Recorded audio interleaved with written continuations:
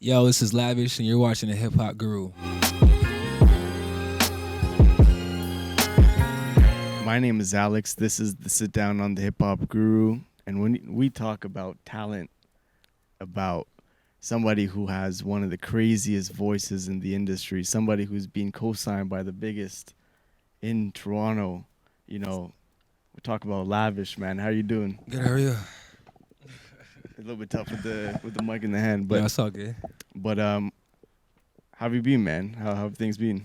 Things have been busy, but really good, Mm-hmm. Blessings on blessings. A lot of hard work, but, That's what it is, man. Like 10 years in the game now, something like that. Yeah. 10 years, more than 10 years making music, but really 3-4 years being the artist that I am now, so. And I wanted to get into that. First off, I want to talk about the Peppermint Club show in LA.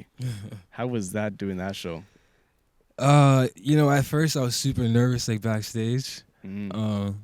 But having Chubbs and having my team and my guys there to kind of like give me pep talks, and I was giving myself pep talks in the mirror backstage, literally talking to myself. And I had Triz on the FaceTime while I'm going crazy. Yeah. But it went super well. It's crazy because as soon as I got on stage, like every ounce of like nervousness or whatever just like vanished. Like it was still there, but it was more so like, okay, the nervousness is gone now. Like, give us a show. Show us what you've been doing in rehearsal, type of thing. Yeah. So yeah. No, for sure. So I want to also talk to you about your journey from where you started in Zambia to Winnipeg to Toronto. Is there a lot of that journey that helped you become the artist you are today, who you were listening to growing up? And to be honest, no. Coming from Zambia to you were young. Yeah. Yeah, I was 7. Mm-hmm. And then when I got here, I was listening to like heavy metal and Oh yeah. rock and hip hop, like boom bap, and, like Bollywood music and Yeah. bro, everything. Like I was listening to like, literally everything besides what I'm doing right now. Yeah. I used to be like with my friends on my porch, listening to what's it called? Falling Leaves by who is it? Fuck, Falling Leaves is by who again? Billy Talent. We used to like have a fake band, and I'd be the singer, they'd be the guitarist or whatever. Like really front porch while my parents are gone and blasting music out the cassette, whatever thing we had back then. Yeah. Type of thing. So that also helped you because your new project is you're like genre bending. You're taking. I like that. Yeah, because you were like rapping before, but then this one you really truly, you took music to new heights because you were out in LA when you were creating the project. It was 2 years, and I guess you're kind of right about I mean, yeah, Zambia to Winnipeg didn't really do anything for me music wise, but growing up, for this project, listening to everything that I was listening to growing up, it really, helped me blend the genres and kind of create my own type of sound. So when you created the song "World in My Hands," Big Mistake, where was it? How were you able to reach that level of like vocals and hit those notes? Because I don't know how that's incredible. I always say that project was me really figuring out what I could do and figuring out my sound. But a lot of that was, Chubbs and Triz pushing me to do certain things that I was uncomfortable with. Certain notes, certain, scales, certain just things that I've never done before. But they knew I could, but I just never tried. Yeah, they believed in you. Yeah. It's like having people like that is the reason why, things are going the way they are. No, absolutely. So when you met with Chubbs, you got that like a DM, right? And you thought it wasn't him. You were like, whatever. And then you looked at it again. Yeah. I got a DM from Chubbs, and I took a couple days to take it in. And then I hit him back with a great response because it could have went left or right, whatever I said next. No, for sure. So 2 years to make the project, right? Yeah. It was a lot of cutting songs out, a lot of changing this, a lot of I guess you could say it took 2 years to make the project. Yeah. What's the most powerful lyric for you or bar from the EP that has the most relevance to you? You made a big mistake. Mm-hmm. That's the bar. That's the lyric. Yeah. Yeah, it's the most relevance. It's, you know, Mm-hmm. it means a lot. You know, it Absolutely. means a lot, especially personally for me. Like, it means everything. It's a lot of people that are, you know, I feel a certain way about that lyric. Mm-hmm. You know, so not that I love revenge. Mm-hmm. I mean, I do, Yeah. but like, you know, I'm not gonna rub it in your face. I'm gonna, you know, Success do it is the musically. best revenge. Exactly. Yeah. Mm-hmm. Success is the best revenge, but you know, I still have plans for certain people. But yeah.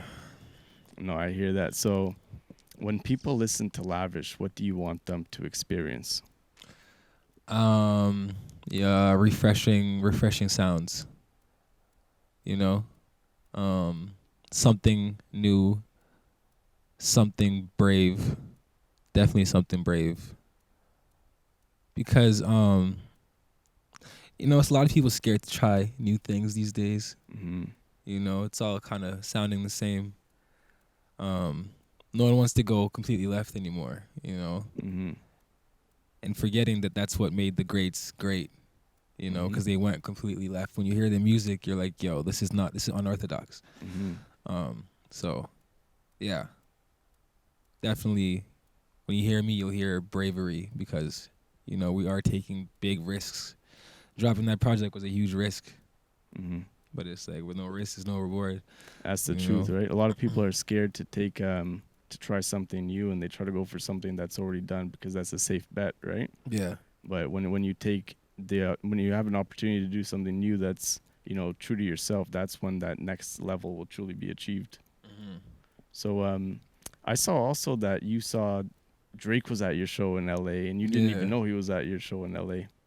So how was that, like, knowing that you have that level of support? Because that's just like amazing. Yeah. No, just like you said, I had no idea until Chubbs came backstage and he told me. Mm-hmm. You know, it was kind of a cool moment for me. Mm-hmm. You know, yeah, it was dope. Mm-hmm. Super dope. And having that level of support means everything, you know. Absolutely, because I saw also that when you were like 11, you listened to Headlines or something like that, and then Yeah, it was the first hip hop R&B song I ever heard, and was Headlines. Mm-hmm.